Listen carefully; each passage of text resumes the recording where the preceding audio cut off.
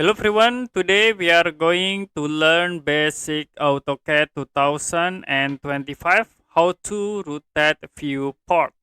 So you can go to layout and we have this default viewport, and if you want to add new viewport you can type view, press enter, and I will create in here for the new viewport.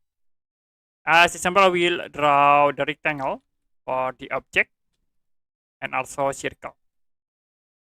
Now back again into layout, and you can double click in viewport, and then you can zoom extend, press F7 to hide cut, and we have this viewport.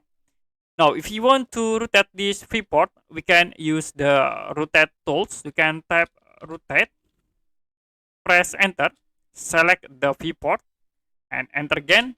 Now for base point, I will click in here in a middle point, and you can rotate the viewport. Like I will rotate into minus 45 degree and press enter.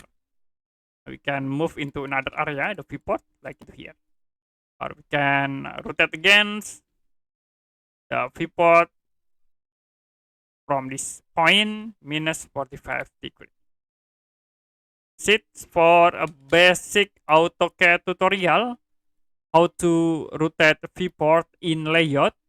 If you have any question about tutorial, you can comment below this video.